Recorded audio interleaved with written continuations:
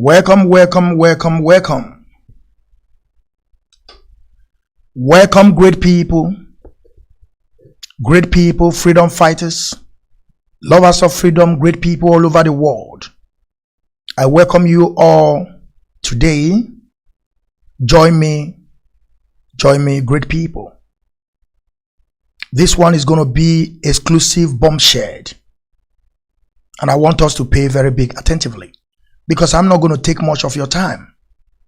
I will try all my best to make sure that this video ends in 1 hour. I thank you, great people. I want you to join me once again today, and I would like to say good morning, good afternoon, good evening, according to your time zone. And some of you that are about to sleep, I will also say good night to you all. My today's broadcast goes straight to John Nnia Nwodo. I want to unveiling the SABO behind John Nnia Nwodo. I want you people to understand that John Nnia Nwodo is part of those that have committed heinous crime to our people. If you people haven't forgotten, John Nnia Nwodo is one of those that called Fulani from Sahel to come to Afaruku Ibeku. They set up first time Python 1, 2, 3, 4. John Nnia Nwodo was part of them. And those governors we have in eastern region of Biafra.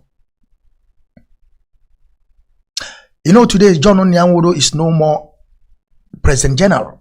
But a lot of people have forgotten this man. He have went mute. Since after his tenure, nobody have heard from him. Only last that we saw John Nnia Nwodo is when he just came out, begin to yap, talking all sorts of rubbish from his mouth, talking about the house he had in his village, trying to tell people, he's warning people not to tamper his house. At John Nnia Nwodo, or if they have a house there, all the properties and wealth of John Nnia Nwodo is in the Fulani land, the Hausa land. Because on the Hausa to Imefa during the war. And I want you people to understand that I'm going to shock every one of you today. Remember, the leader of indigenous people of Biafra, Mazi Nnamdi, have said it and without number about John Nnia Nwodo, father. And I want to prove it beyond reasonable doubt that everything that he said, which is our leader, they are all correct. John Nnia Nwodo, father, was a SABO during the war. He sabotaged everything that our dean Okechukwu, internal leader, may his soul rest in peace. He sabotaged everything. There's no lie about it. And Zeke, the one called himself Zeke of Africa, jumping around like idiots. When Fulani people are there, protecting their own, saying that Nigeria belongs to them. And Awo is there giving their own people independent in Yoruba land, Oduduwa land. And Zeke, what he's doing, jumping around from the whole Africa, jumping around to Europe, traveling, claiming that he's a Zeke of Africa. He couldn't even give his own people scholarship like others are doing in the West. Only there as a ceremonial president, jumping, talking all sorts of things that I don't know. He's part of those that sabotage Ojukwu because they want power. Even though they couldn't get the power from Fulani, but whenever you see, whenever they are fighting their own, they will bring all their muscles out. And whenever they heard about Fulani, they will pipe low. They will pipe low. I want you people to understand that John Nnia Nwodo, listen, I don't lie about what I'm saying. He's mute today, and nobody is talking about him. Let me show you people this picture. Of course, I know most of you have saw this picture. Should be in case, if it's your first time seeing the picture, then you will see it today. This is a picture of Mazi Nnamdi when he visited John Nnia Nwodo. That is, I think that was the second time he visited John Nnia Nwodo. He went the first time. John Nnia Nwodo was not home. He traveled to America, a place they have already built. He traveled there. And the Mazi Nnamdi came back again. And I want you people to see how royal this man to John Nnia Nwodo. how submissive he is to. Our leader have said it time without number. He sees John Nnia Nwodo as a father. But believe me, what these people are doing today is something that they call it abomination, atrocity against their own people. Because they plan all this thing that is happening today. That is why I want you people to understand that John Nnia Nwodo did not start this today. John Nnia Nwodo was born SABO because that is what his father was doing. Like I said, I will prove it beyond reasonable doubt. You will see the video. That is when you will begin to believe that I'm not lying about what I'm saying. John Nnia Nwodo, our leader met with John Nnia Nwodo, telling John Nnia Nwodo that they should stop in this fear. Because when you see all those governors and representatives and those red caps that we have today in Biafra land, they have counted themselves as a failure, as a defeated people, as people that Fulani have been defeated. That is why you see Fulani can come and tell you that they are born to rule. A lot of you even don't know when Fulani said that they are born to rule. You don't even understand what they meant. And I will clear it to every one of you. These people, Fulani, they are coming from Sahel. I mean, according to their great-grandfathers, Usman Danfodio. They came, their grandfathers, great-grandfathers, they came to Nigeria and they start burning kids. They start, giving birth to kids. And those kids, as they come up, they say they are born to rule. So when they came, as their great-grandfathers came, as they were giving birth to the generation that will rule Nigeria. I hope you get my point. That is where those mental, the mentals of Fulani came from. That they are born to rule. Because first, they are not the indigens. And now they find themselves in that zoo called Nigeria. And they have taken over every security apparatus, every position in that contraption. And this is the agenda. That is where this sense of born to rule come from, or where he came from.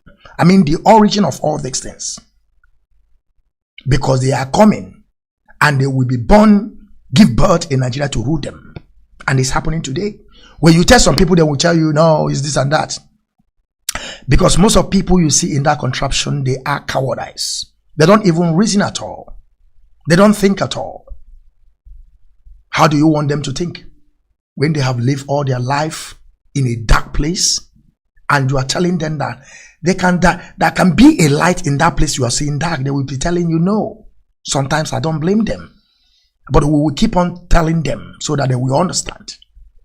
Today I'm not going to read any comment at all, so that you know that I'm paying attention to make sure I cover this video under 1 hour, so that it will get to every one of them, so that I can be able to get to also John Nnia Nwodo, and he will listen and understand.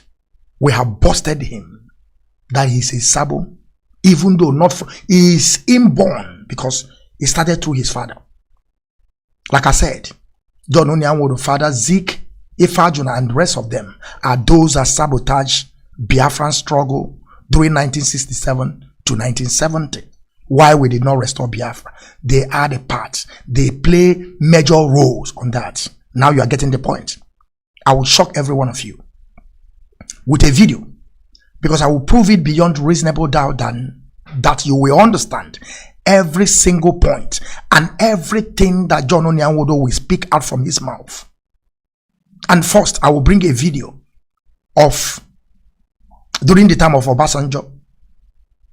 Because before Obasanjo came to power, John Nnia Nwodo was already a minister. And I will prove it. Now I want to take you back to Genesis.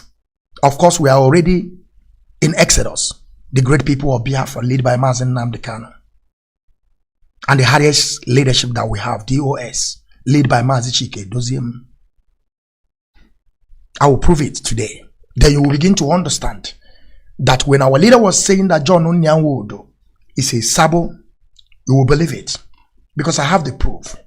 Though some of you, maybe you have saw this video, some of you haven't, But when I will bring out that video, you will be seeing the video like when Nnia Nwodo was telling people the story of his life. But the first video that I'm going to bring to you people to see first is what happened during the time of Obasanjo. That is when you will begin to understand that Nnia Nwodo was in this game from day one.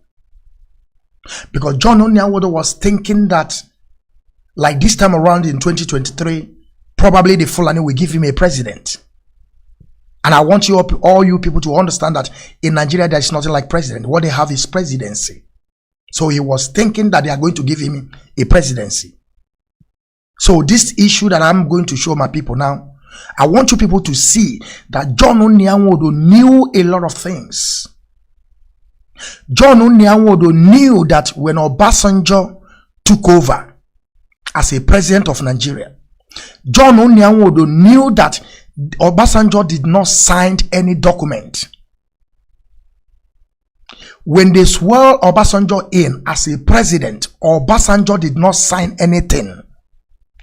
Even though Nnia Nwodo, they were the people that supposed to, because Nnia Nwodo was serving as a minister. He supposed his group was supposed to have those people that supposed to collect all those documents, make it photocopy, present it to Obasanjo to sign before he will become the president of Nigeria. But unfortunately, they don't find the paper. They don't have any paper. They don't sign any paper. What I'm trying to tell you people in a sense that Obasanjo was the president of Nigeria without signing any document. Now you understand what I'm talking about. History will keep on repeating itself. If we don't find the root of a problem so that we can be able to solve it, it will keep on repeating itself every time. Now you understand what I'm talking about. You will see the video, so you will not talk or said that I'm concocting story. That is why I always bring my people reality. You see it and you will use your eyes, your korokoro eyes to see it. If you like, then you believe. But I will bring you who said it, the person that I'm talking about, because I'm saying that this video today is for Nnia Nwodo.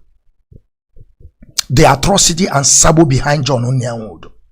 How Nnia Nwodo, from his father. Okay, so Nnia Nwodo knows that Obasanjo was a president of Nigeria without signing any document. Even though they couldn't see the document at all. They don't even know what the document is all about. Obasanjo was a president. After 4 days, who know how many months? They may lie because they know how to lie. And this issue that I'm talking about now, that I'm going to bring on the screen, and as you are going to be seeing it direct to your screen right now, you will see that Nnia Nwodo is the one that's going to say it from his mouth. I'm not going to cover the video. He will say it and you will see that Nnia Nwodo. And this issue that I want to bring to my people is issue that happened, I don't know how many years, more than 15 years during the tenure of Obasanjo. Do you know after Obasanjo, we know how many people have come as a president and they have gone. I want you to check it from that time to now. And this video that I'm going to show my people is a video that, what is his name? Nnia Nwodo did. I think that was 2 years back. Okay, let me see something.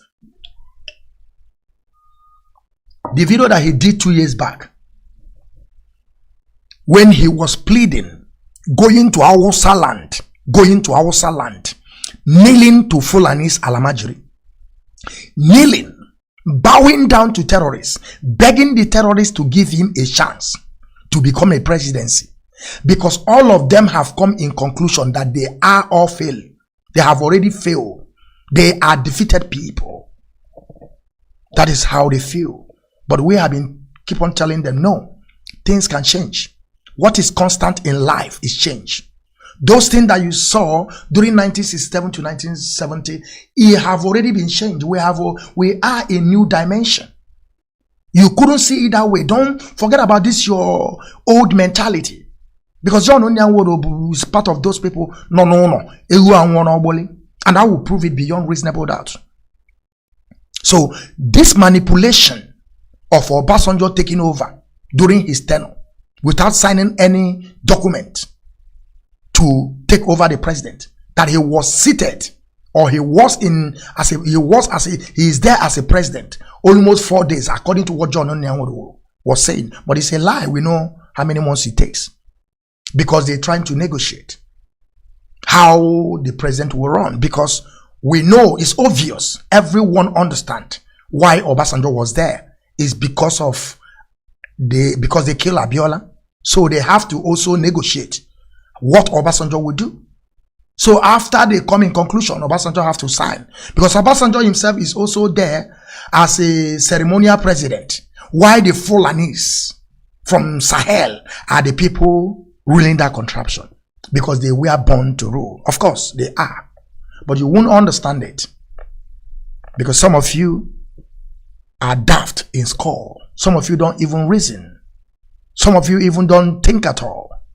That is why I'll keep on dishing it, hitting you people hard, because that is the language black people understand. If you don't hit them hard, they won't even understand. I don't know who did this to us, but now pay attention. The post you are looking right now is for some of you that are saying that Mazi Nnamdi Kanu is hitting them hard. Mazi Nnamdi Kanu never met with these people. Mazi Nnamdi Kanu never talked to them. I bring this particular picture for you people to see how this man was greeting John Nnia Nwodo.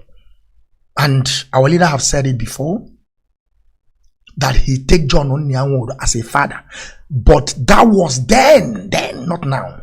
Because John Nnia Nwodo is part of those that bring Operation Python dance 1, 2, 3, 4. Also planned to assassinate the leader of indigenous people of Biafra. And God, Shukwu was so good, he escaped the death. And here we are today in DSS dungeon. When last have you heard John Nnia Nwodo spoke about Mazi Nnamdi Kanu? He will not, because he is part of those that want such a thing to happen, so that Mazi Nnamdi Kanu with his ideology will die, so Biafra restoration project will stop. That is why you will not see John Nnia Nwodo. The last we see him, we saw his article with 2,500 Naira brown envelope, and he gave it to people for them to help him to publish it. He came out talking about his house in his village, that all his properties and wealth is in Fulani land, Hausa land. John Nnia Nwodo, John Nnia Nwodo is a man that don't even have a word of his own, because they believe they are already defeated, all of them from A to Z. And Mazi Nnamdi Kanu trying to recall them back, but because of the idiocy in them, because of that lack of understanding and thinking, they don't have knowledge. Because if these people have knowledge, they could have understand that things change, and that is what is constant in life. They don't even go there at all. They have already, admitted their defeat. They admitted they have already been defeated people. So they will keep on paying that royalty to Fulani people, because they were born to rule. Now you understand what I'm talking about.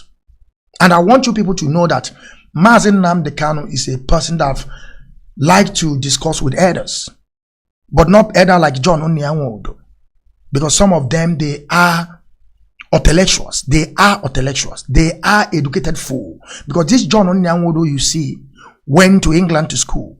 And I want you people to understand, when they send this man to England to school, but his brother, they were preparing them to come back and carry their last mission by sabotaging the struggle of Biafra.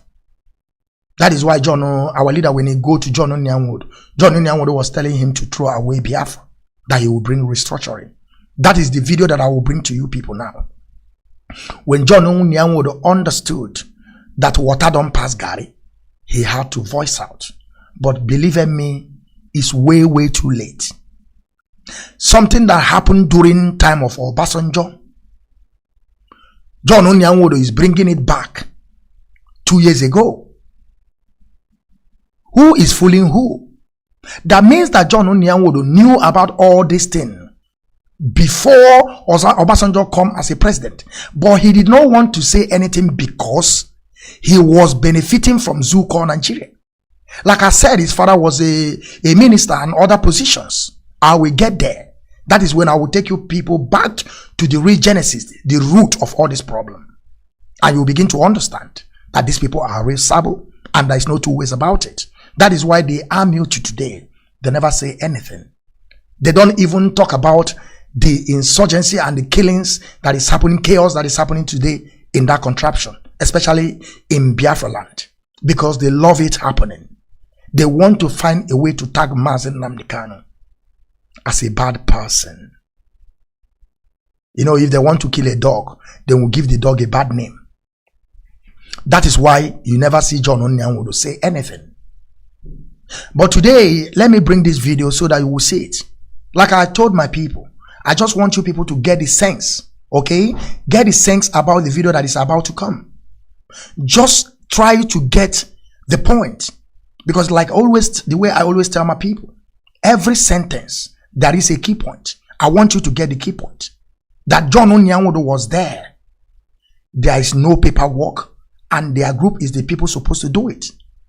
Obasanjo was a president without signing any document. And Nnia Nwodo at the end, he was jumping, trying to let you people know that Nigeria is living in a falsehood. That Nigeria is contraption. Nigeria is concocted. After things that happened during the time of Obasanjo, Nnia Nwodo never come out and raise this alarm. He never said it.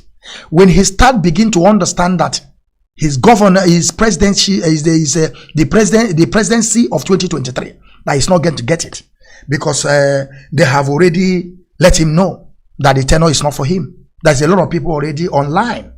Then Nnia Nwodo come out as a whistleblower. Let me bring out that video so that we will see it, because it's very, very important. And then I will just say something. I'm not going to say anything, but I hope you people have getting the point, because I want this video to play so that you will understand. Okay, so after the video, I will still also say something. Should in case you don't get the point, then you have to, go back again and start it again. That Nnia Nwodo is part and parcel of problem in Biafra land, because he knew about all this thing happening. He don't want to say anything, because he have already accepted as a defeated person. Because we are not defeated people. Great people of Biafra are not defeated. That is why we have somebody like Mazi Kanu today in DSS dungeon, doing all his best to make sure that Biafra come in our time. Why these old fools, intellectuals, inconsequentials are there, taking the position because they are red caps or because of their age?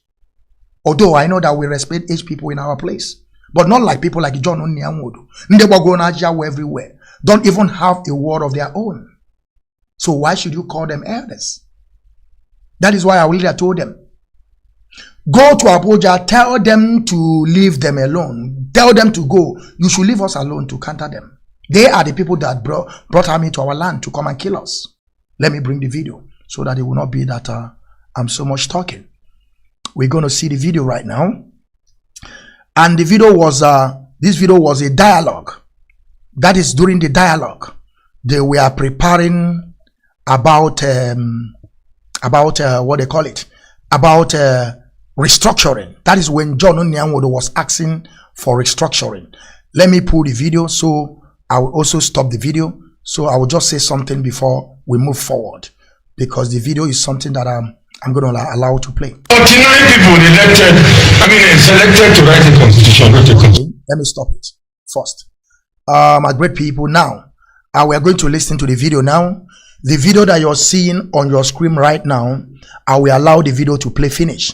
It's not so much, and after when I'm done with the video, I will also analyze the video so you will get the point again. Like I said, this was a daily dialogue. That is when Nnia Nwodo was pushing for restructuring. That is when Nnia Nwodo met with our leader Mazi Nnamdi before, trying to tell our leader to throw away Biafran restoration, the ideology of bringing back our dignity and our motherland Biafra. And Nnia Nwodo was telling Mazi, throw away this ideology, that he will bring restructuring to us so that everybody will go to their regional and begin to pay to the federal. But today, John Nnia Nwodo is a failure. John Nnia Nwodo is a failure.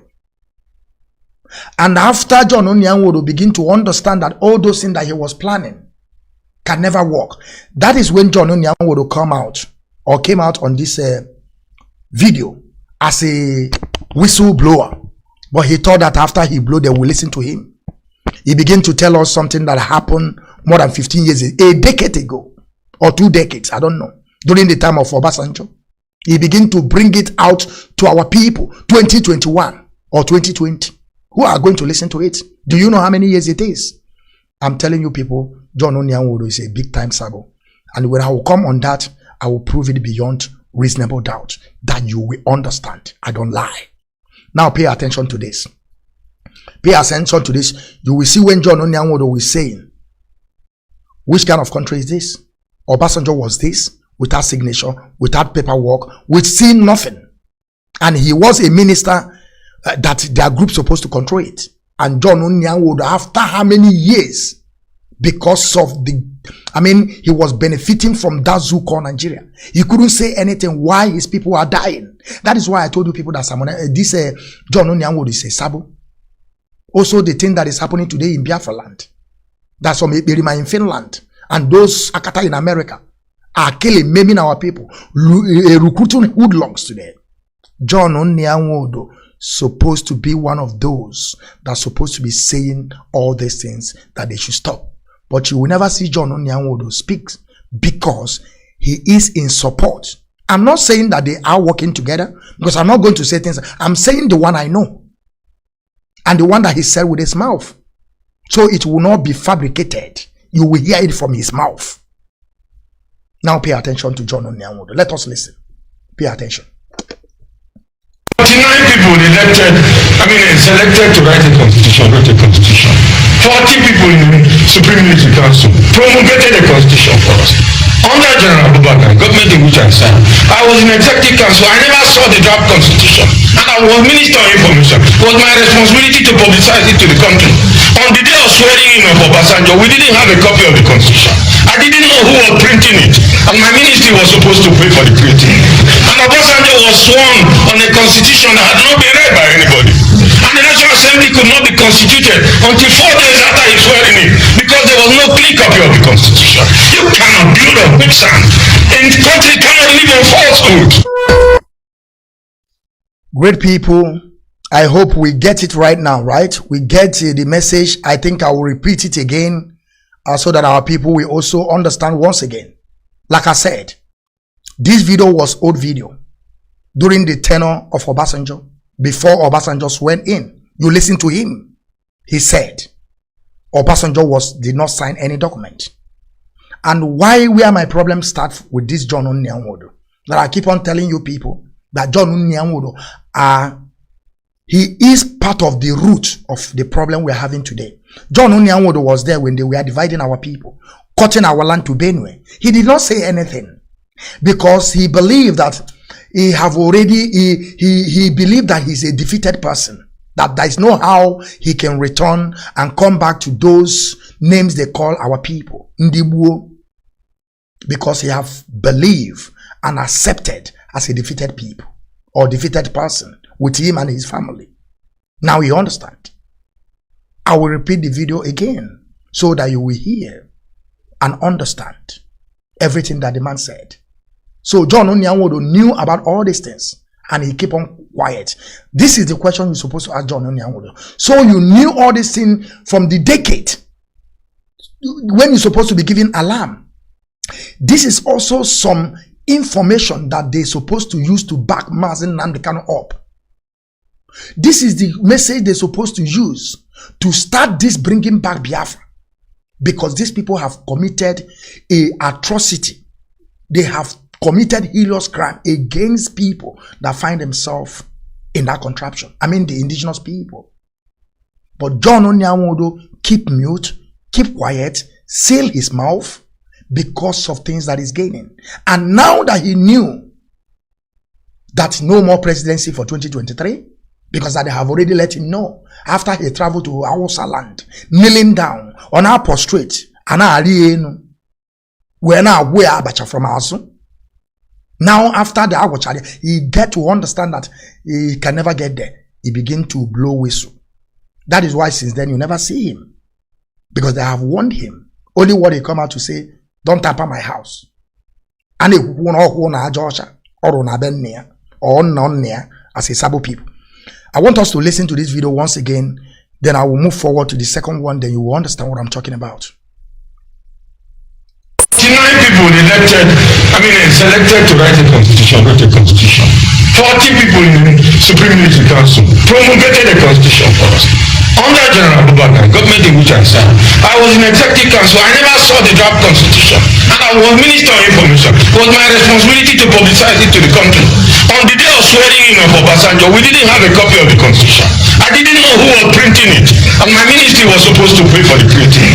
And Obasanjo was sworn on a constitution that had not been read by anybody. And the National Assembly could not be constituted until 4 days after he swearing in, because there was no clean copy of the constitution.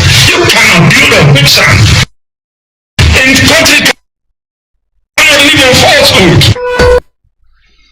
Okay, my people, thank you very much for listening to this video. I will take it out this time around, and I will take it back around, and I will come for the next video. Now that we listen to this video, like I said, I don't want to read comments. You can write whatever you want to write. You can comment whatever you want to comment. But I want you people to know that this video that we just listened to now is something that happened decades ago. This is something that Nnia Nwodo was supposed to tell the Nigerians. But he did not. Now he knows that they have failed. The restructuring that is asking is not going, it can never happen. Because Fulani don't believe in restructuring. Fulani don't believe. That is why we are saying that only disintegration. Because there is no how Fulani will give you restructuring. You have forgotten how we become one people. Because they know that Fulani people, they cannot take care of themselves. That is why they join us together. And they know that they has nothing. And British people make them the head so that they can be able to penetrate, to steal things from the land of Biafra. Because they have to give the power to those that owns nothing so that they can be able to manipulate. That is exactly what is happening between Fulani and British people. Because they know that if they give it to the Yoruba Oduduwa, those that they have sense, they can turn it to something else. If you give it to Biafran people, then we use it according to the way it's supposed to be, because it's their own. Now they find a safer landing. They find a safer landing in Fulani people by giving them that position to control so that they can walk hand to hand. Remember that Fulani people are coming for conquest and the British people are coming for mineral resources, and they find themselves a very safer ground, that they have the same mission. That is why I'm trying to tell you, most of the time you think that these people, they don't care about you. They care about the resources they are getting from your land. So don't think that they are coming to help you. That is why I always tell my people that you see this restoration Biafran restoration project, we are going to fight it by ourselves. Because if you wait for these people, they will never come, because they are benefiting. They are the people that give power to those people. So how do you think that they will come against them? Now you understand what I'm talking about. Fulani are born to rule Nigerian people. And there's no how, there's nothing you can say about it. There's no how you can dispute it. Everything I'm saying is nothing but the truth. Because it's only truth can set us free. When you got to understand, or you reason as a human. Because there's something different from human and animal. If you don't have that inability to reason, that means that you are animal. Like those people we have today in Biafra land, that they are intellectual, that they have already accepted defeat. Because that is it. Now, the next video that I want to bring out now to our people is now the real expose about Nnia Nwodo. You know, I have been telling my people that Nnia Nwodo is a big time SABO. And people think or they thought that I'm lying to them. I want to prove it today beyond reasonable doubt. And our leader have been saying also the same thing, saying that John Nnia Nwodo's father was a SABO, that John Nnia Nwodo himself is a born SABO. That is what I want to prove. Now I want to take you people back to the genesis of all this problem, the root, which is before the war, during the war, and after the war, the genocidal war against the people of Biafra, against the indigenous people. I hope you people haven't forgotten how many of our people they killed during the war, and nobody ever talk about the genocide today.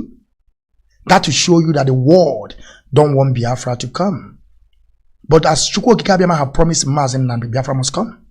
And nothing any man born of a woman can do about it, because it must surely come to pass in our time. Now pay attention to this one quick one. Like I said, I will try my best not this video to pass more than 1 hour, so that people will get a point and be able to watch it and share it. I want to tell you people, I want to unveil the SABO behind John Nnia Nwodo. Like I tell you people, you're now going to caption things that is about to come on this video that I will show to you people now. I want you people to know this. During the war, a lot of our people were in trouble. They destroyed a lot of things in Biafra land. They kill a lot of people in Biafra land. They seize food, blockade all the whole food that is coming to Biafra land. And they cause what they call kwashoko to our people. And a lot of our kids died because of hunger. That is something that we have to understand.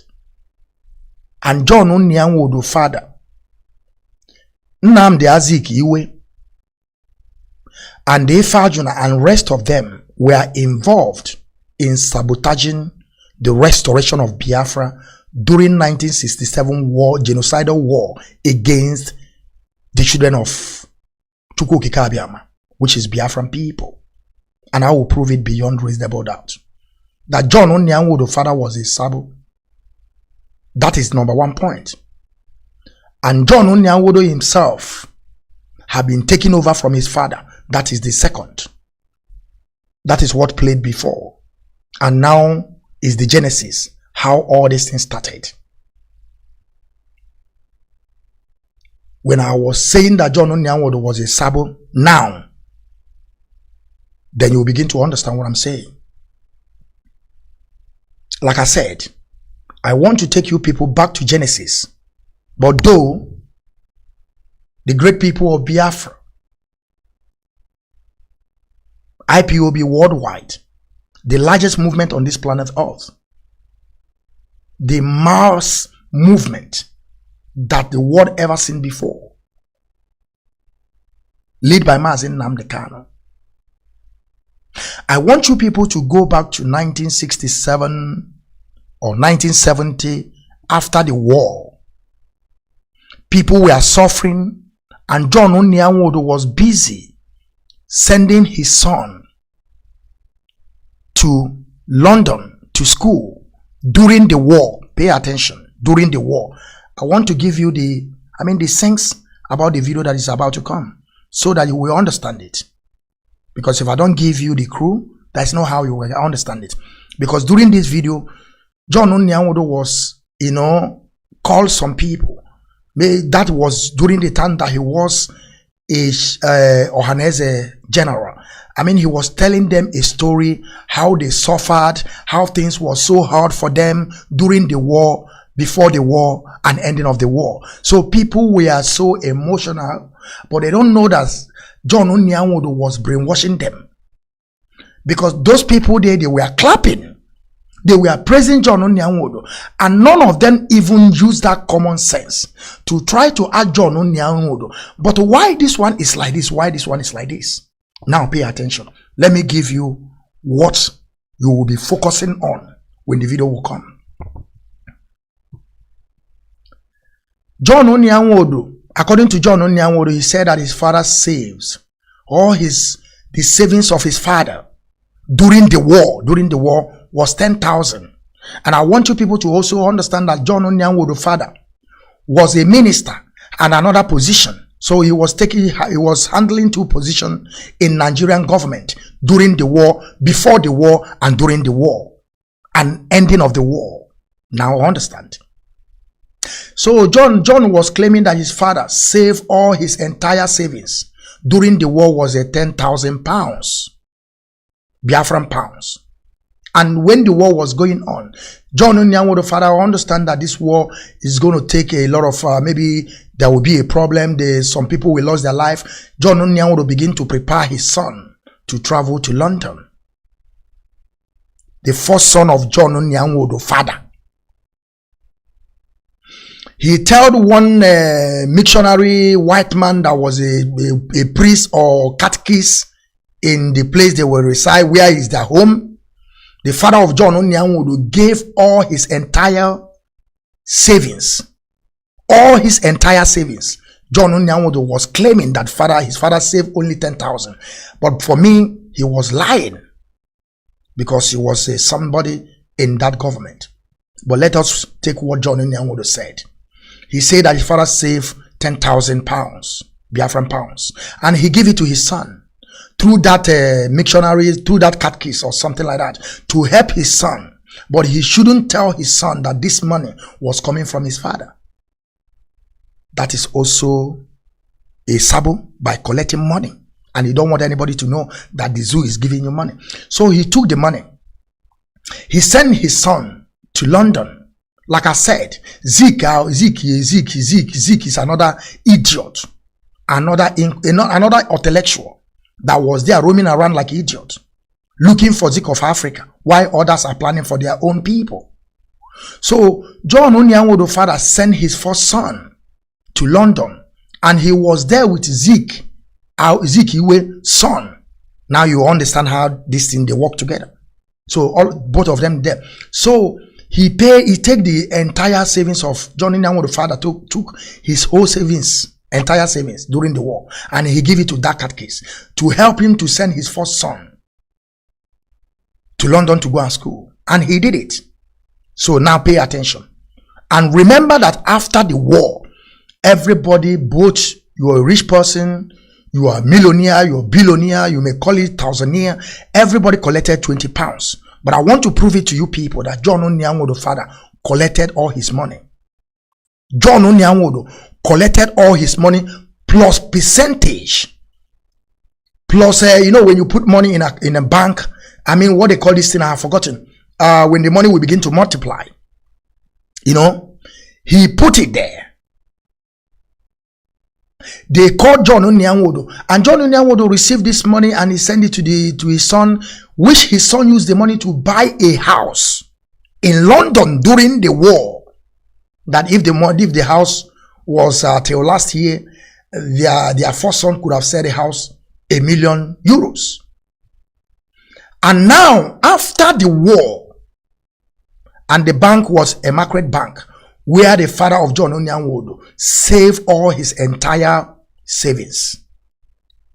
And after the war now, when people were collecting 20 pounds, John Nnia Nwodo will say it with his mouth here. You will listen. Because I want to play the video without interrupting the video, so that you will hear everything. John Nnia Nwodo will say it by himself. Now, we are talking about during the war, that John Nnia Nwodo, father, gave his first son 10,000 pounds. According to John Nnia Nwodo, the son could not be able to take all the whole money.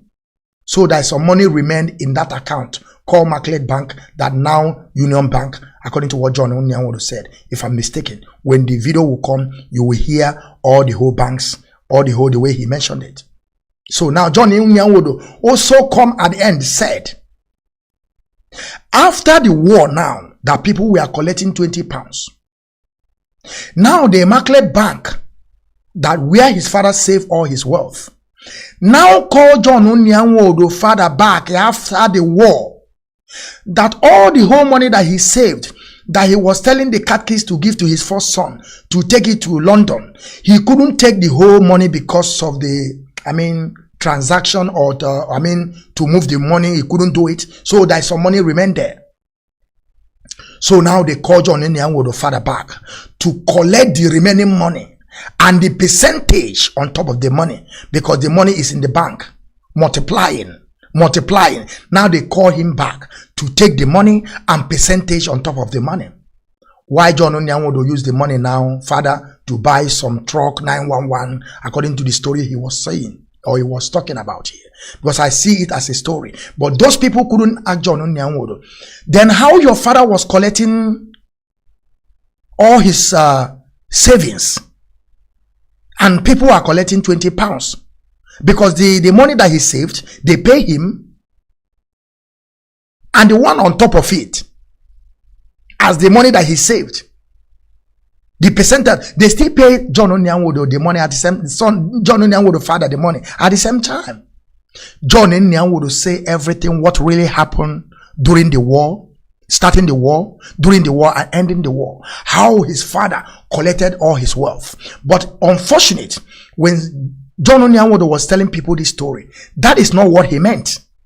He's just trying to let people understand how they suffered during the war, how things was so hard to them during the war. But John Nnia Nwodo have forgotten that he said people were collecting 20 pounds. Why his father? Let's forget about the one he said that they collected during the war. But what of the one they paid John Nnia Nwodo father after the war and the percentage on top of the money? Now you understand. Now let us pay attention to this video. I hope you people have gotten what I meant. But we are going to see it now. We are going to see the video now. Okay? So that you people will understand that I don't lie about what I'm saying. Yes, my people, we are going to listen to the video now. We are going to, as the video is coming out, we are playing the video straight away. I want you people to pay attention. If I can be able to repeat the video again, I will repeat it. But if I couldn't, you come back again and take it back again and listen to it once again. Let me start playing the video now and let us listen. My father was particularly lucky to have his entire savings account turned onto the principal of my secondary school, who was an expatriate. My father had a savings of 10,000 pounds. His first son, my senior brother Joseph, was studying law in the United Kingdom. He had finished his first degree in London School of Economics, where I also went to, and was doing his master's. My dad felt we were all going to be killed during the war, and he gave brother Aloysius, a Scottish man who was principal of College of Immaculate Conception, his entire passbook, and asked him to train my brother abroad with these savings, but he should not tell him that the money was his. Because of foreign exchange restrictions, brother Aloysius could only take away 4,000 pounds from the money. He told my brother that this was a loan from the Maris brothers to help his education. My brother rented a house bought a house in Maidavale, a flat in Maidavale in London. Those who know London know that it's a very rich area now.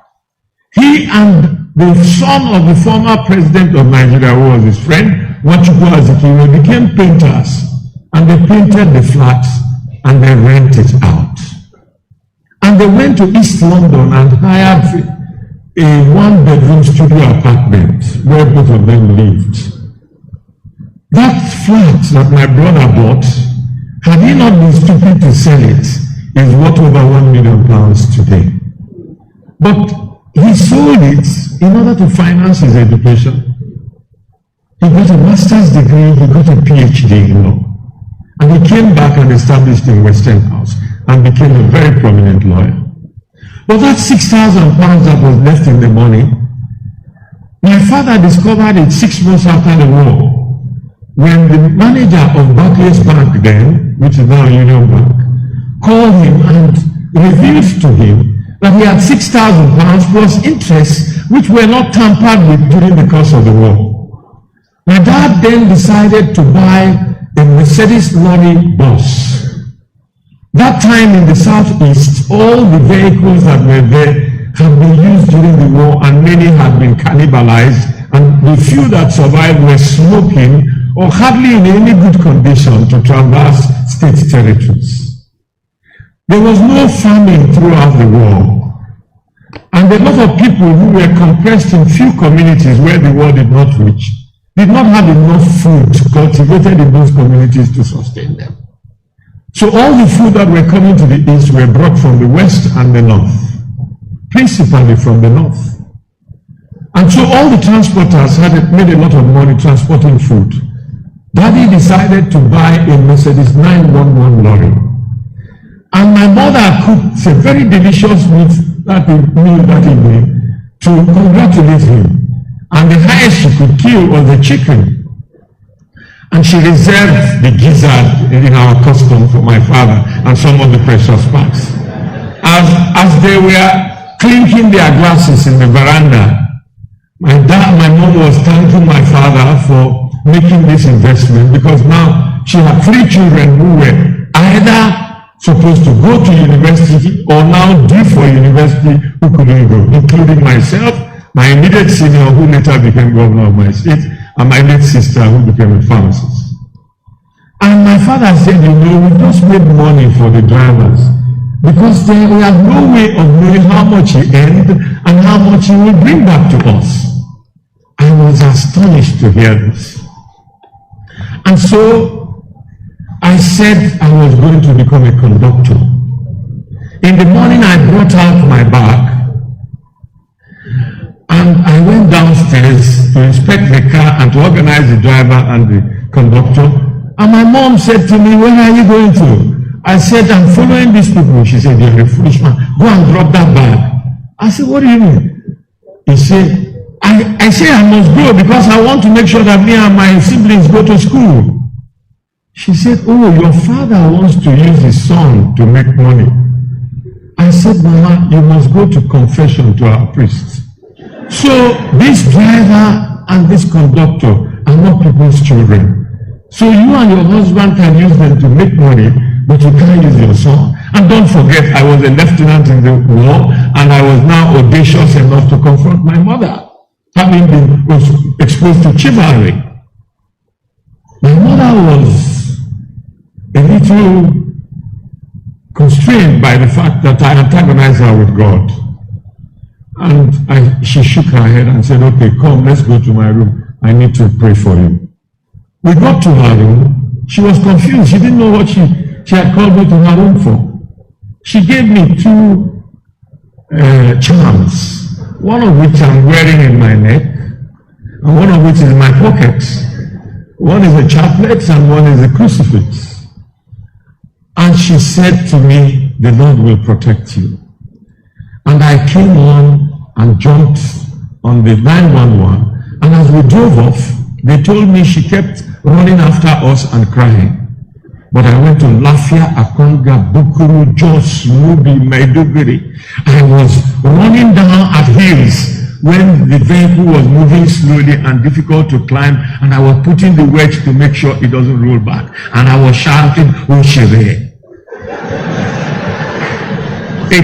My brother was in England, and when we wrote him letters that we were balancing 500 pounds every 2 weeks, he and one of his late friends, Felix Okwe, went to the Netherlands and bought a Volkswagen bus and sent to us. I went back to Daddy and said, I want to also establish the revenue pattern in this Volkswagen bus. And every 6 a.m., those who understand Igbo will know what I'm about to say now. I went to a place called 9th Mile Corner, where the vehicle was loaded to drive it to Makodi and Otupo. And I used to shout on the road, 9 Mile Otupo, 10 shillings to your audiences, Otupo by 9 Mile Otupo, 10 shillings. They are in our home delivery, if you ever bought now, so. I became a driver. From being a conductor, I graduated into a driver. And don't forget, my father was a parliamentarian, a parliamentary secretary, and a minister.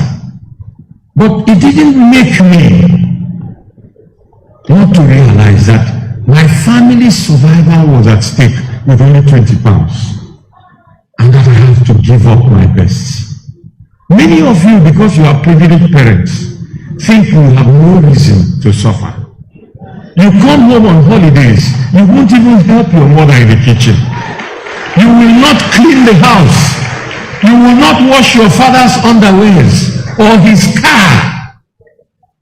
You are extremely conceited in your luxury that you do not think you can give a hand. If you don't give a hand in the home, how can you give a hand in the greater society?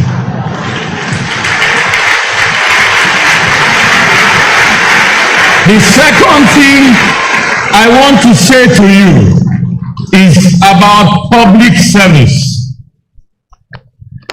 Those of you who are in secondary school know that when you are found worthy to be a class prefect, a dormitory prefect, a senior prefect, a president of the debating society, whatever responsibility is given to you in school is a training for leadership. Take it seriously. Give it your best and your all. You never know when it will come to use. Now, I went into politics at a very early age. I became special assistant to President of Nigeria at 28. I became minister at 31. I was not catapulted there. I fought like a man in the trench.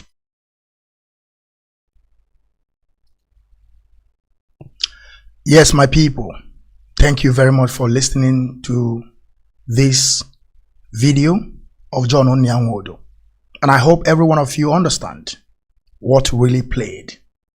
That is the reason why I'm telling you people, John Nnia Nwodo is a SABO from his father. If you couldn't get it right, I want you to rewind the video and listen to it once again till you get to understand my point. And I will greet you all great people of Biafra freedom fighters, lovers of freedom, great people all over the world.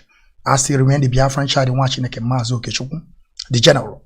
I thank you all for watching today, for listening today, and we must continue till Biafra is restored. I salute you all. DOS, the highest office of this movement, led by Mazi Okechukwu, the highest commander, Mazi Nnamdi, Kanu, and our family, DOS. I must defend them, 3 of them, jealously. I salute you all, great people. Thank you. Good day and welcome.